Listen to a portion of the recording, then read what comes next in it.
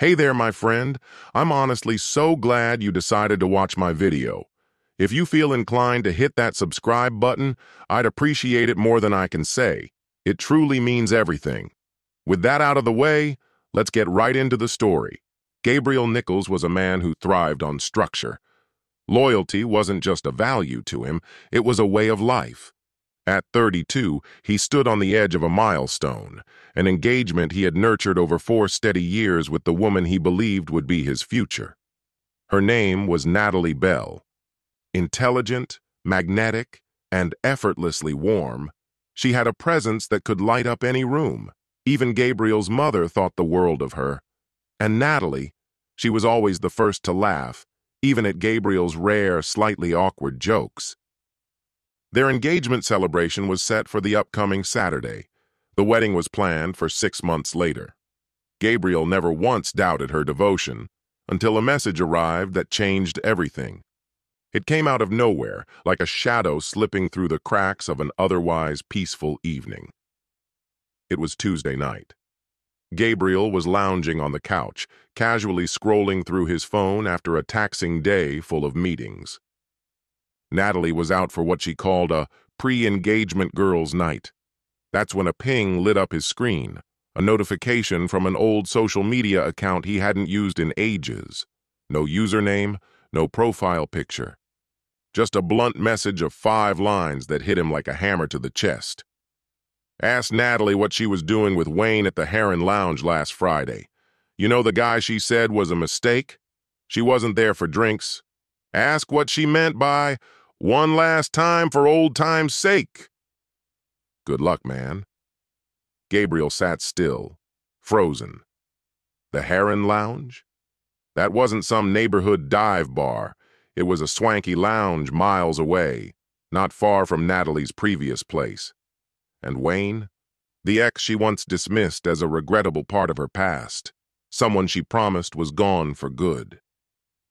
Gabriel stared at the screen as his heart thudded in his ears. He hadn't heard Wayne's name mentioned in well over a year. Most people in their lives had forgotten the man even existed. But the message, its details were too precise, too deliberate. Gabriel tried to write it off as some cruel trick. Maybe someone jealous, or a weird coincidence. But the seed of doubt had been planted, and by nightfall, it was spreading. Sleep never came that night. He lay motionless, eyes fixed on the ceiling as the hours dragged by.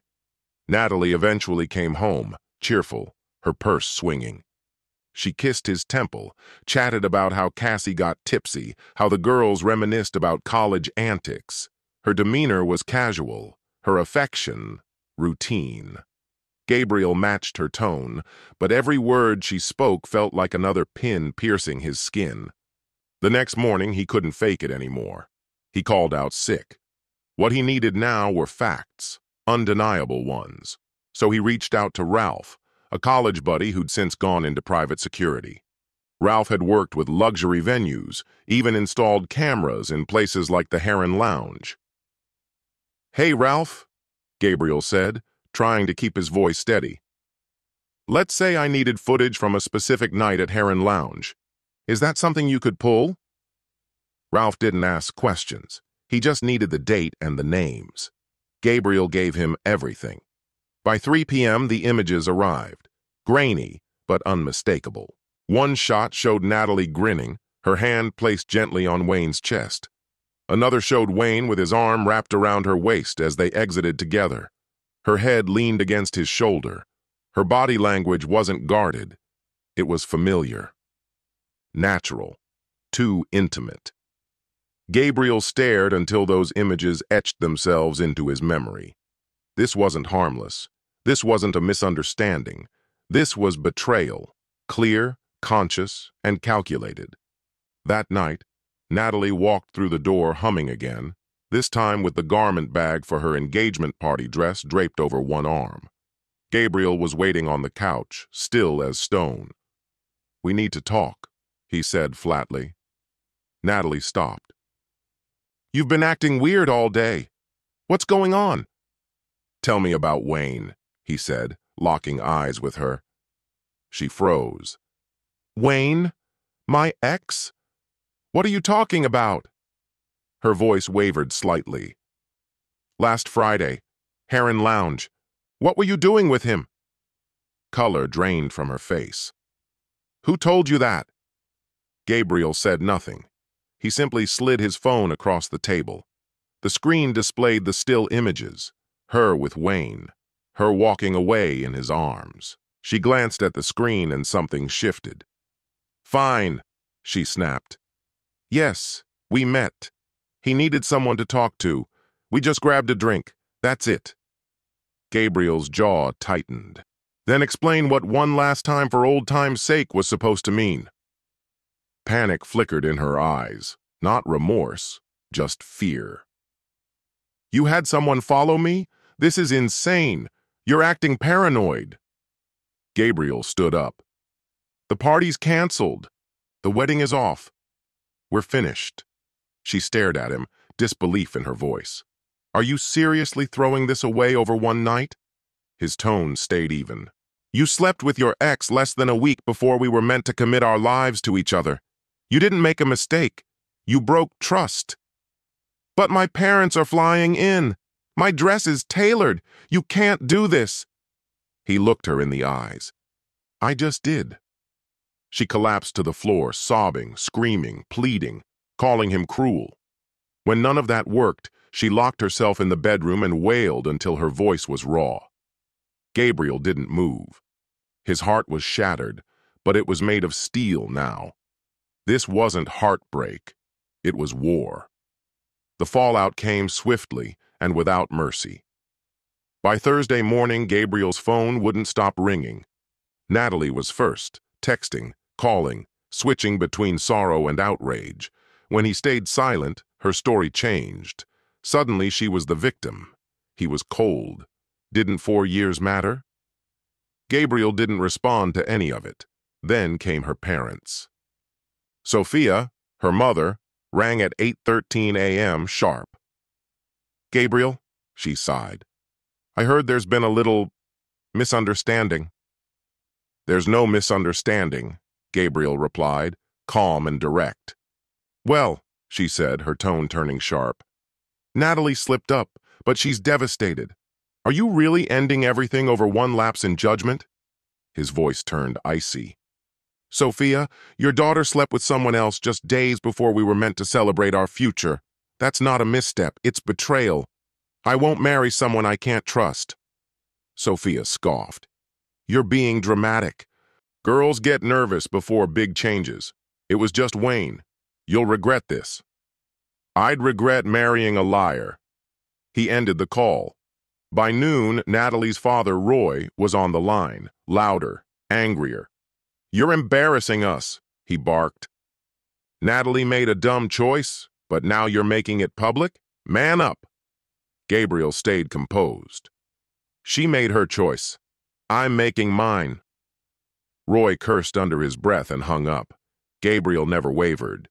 One by one, he reached out to everyone connected to the wedding. The photographer, caterers, the venue staff, even the designer working on Natalie's gown. He spoke to each personally. The message was the same. The engagement was off. Most offered sympathy. A few gave partial refunds. But Gabriel didn't care about the money. He just wanted the chapter closed. Few people showed understanding, least of all the seamstress. A fortune had disappeared into an event that would never take place. And Natalie? Her response was blunt. You walked away, Gabriel. You're on the hook for the losses. He nearly laughed at her nerve. You were the one who cheated, Natalie. We split the non-refundable costs. Anything you arranged alone? That's not my responsibility. My gown was custom made. It's worthless now, she snapped. Then sell it, or torch it for all I care. But don't expect me to bankroll your betrayal. She screamed and slammed the phone. But this wasn't just about money. It was about reputation. Natalie had already crafted her version of the story and shared it widely before Gabriel could say a word. Messages started trickling in, some curious, others awkward. Hey, Natalie said you lost it just because she had coffee with her ex? Gabriel gritted his teeth but kept his composure. His reply was cold, precise. She slept with her ex less than 7 days before our engagement party. I have proof. We're over. That simple truth cut through the gossip like a razor. A few friends apologized. Some quietly distanced themselves from her. Others tried to stay neutral. But the image she built began to crumble. Still, Natalie refused to leave the apartment. Arms crossed, she declared, "I'm staying right here," like she was on the lease.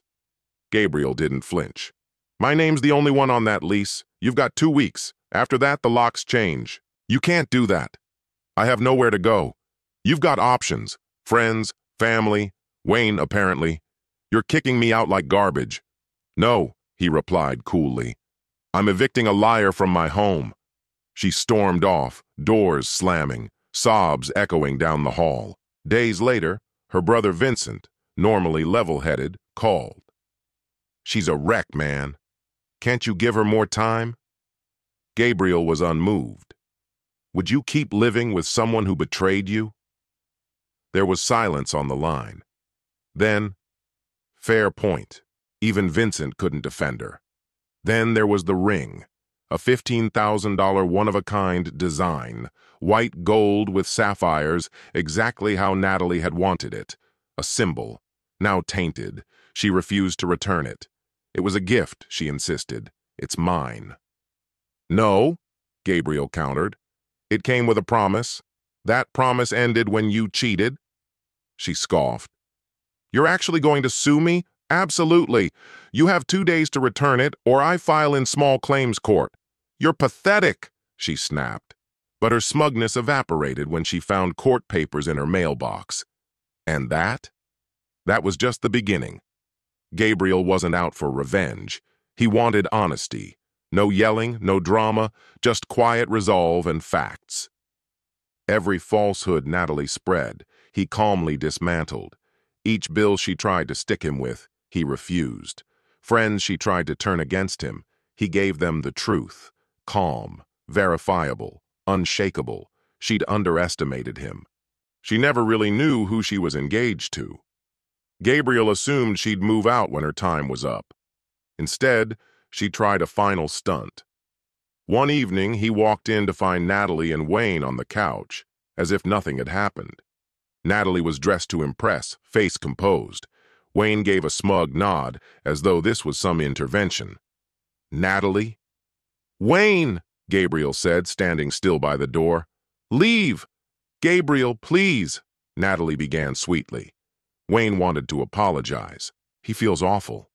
We just want to talk." Gabriel gave a short, cutting laugh. "Talk? About how you two slept together before our engagement party?" Wayne tried to explain. It wasn't planned. Emotions. "A few drinks?" "Spare me," Gabriel cut in. "Don't insult me with excuses. You knew exactly what you were doing." Wayne's arrogance disappeared. Gabriel turned to Natalie, his gaze sharp. "You're out tomorrow. He leaves now." She jumped up. "This is cruel." "We made a mistake, but we're hurting too. Don't you care?" "No," Gabriel said evenly. "You didn't make a mistake. You made a choice. Now live with it." Wayne stepped forward, voice rising. "You can't talk to her like that." Gabriel raised his phone. 60 seconds before I call the cops." That did the trick. They left, Natalie fuming. At the door, she turned, eyes blazing. "You'll regret this. I was the best thing that ever happened to you." Gabriel met her glare. "No, you were a lie. And I'm done believing it." She moved out the next day, but not without another blow. Vendors began reaching out to Gabriel, demanding payment for things he'd already handled. Natalie had told them he was covering everything, even her dress. When he contacted the designer, she replied curtly, "Natalie said you were paying out of guilt over emotional damage." Gabriel forwarded the full email thread, clearly showing the financial split. The designer was furious, but not with him. "She's got some nerve," she said. "Don't worry, I believe you." Another one of Natalie's schemes, overturned. Still, she wasn't done. She started whispering within their shared social group. She claimed Gabriel had grown paranoid, emotionally unstable, all because she met an old flame for coffee. Gabriel never fought back with noise, only truth. When needed, he provided screenshots, timelines, photos, no spin, no embellishment. The facts were brutal enough. Little by little, people drifted away from her. One of her prized roles on a local charity board crumbled when Gabriel quietly sent the chairwoman Amber the proof. No arguments, just documentation. A week later, Natalie resigned. Personal reasons, she said. Translation, public unraveling. Even Wayne got burned. His on-again, off-again girlfriend, possibly the one who'd warned Gabriel, dumped him in front of a full lounge, calling him a serial cheater on the spot. Gabriel didn't gloat. He kept moving forward, toward closure. The ring. Court was set for a rainy Thursday. Gabriel arrived early, every piece of evidence organized. Natalie appeared with her mother, both dressed like mourners. Clutching her purse, eyes damp, lips trembling, she played the part. When asked to speak, her voice cracked. The ring was a gift. He broke my heart. I deserved to keep it. Gabriel stayed silent, then handed over a folder. Messages, receipts, photos. Everything. The texts showing she tried to stick him with the dress costs after she cheated. Every lie she'd told, documented in black and white. I ended the engagement after she was unfaithful, he said firmly, without a flicker of doubt. The ring may have been a gift, sure, but it came with expectations. When those were violated, the condition changed. It should be returned, or its value reimbursed. The judge methodically turned page after page, his nods slow and deliberate as he absorbed the details. Ms. Bell, he addressed her with even restraint, this court doesn't deal in emotional grievances. Our responsibility is to uphold legal facts. Since the relationship ended due to your infidelity, the ring is considered recoverable property, whether by returning it or repaying its full value. Natalie's mouth fell open in disbelief. Her mother inhaled sharply, stunned. You've ruined her, Sophia hissed as they exited the courtroom, fury laced in her voice. No, Gabriel replied quietly, barely audible. She did that to herself. But the victory in court was just the beginning. It echoed far beyond the verdict. Businesses began stepping back from Natalie. Some even openly backed Gabriel. Old debts that had long been forgotten suddenly came to light. Collection calls resumed. The catering company abruptly terminated their agreement and forwarded a series of incriminating emails, ones Natalie had fabricated, to a professional ethics panel. In their shared social circles, her trustworthiness began to crumble. At the same time, Gabriel's phone lit up with discreet messages from old acquaintances. Saw the ruling. You did what needed to be done. She really tried to play the victim, huh? Glad you stood your ground. The intricate fiction Natalie had carefully woven collapsed under the weight of undeniable truth. Her carefully constructed image couldn't hold anymore. People began to withdraw. She wasn't cast out completely, but the invitations stopped coming. Her name, once an asset, lost its power. Even Wayne, the man she'd turned to after Gabriel, disappeared from view. Whispers began. Jobless, abandoned, out of allies. Gabriel didn't revel in it. He simply moved on. His space felt lighter. Mornings grew peaceful. The constant tension was gone. He returned to his routines, early jogs, photography outings, rekindling old friendships that had fallen by the wayside. Then one evening, a message arrived. It was from Natalie. Long rambling, part apology, part attempt to rewrite the past. She asked him to tell others that everything had been a misunderstanding. He didn't reply. He simply archived the message. Because healing doesn't come from the one who broke you. It begins when you choose truth and start rebuilding, one honest step at a time.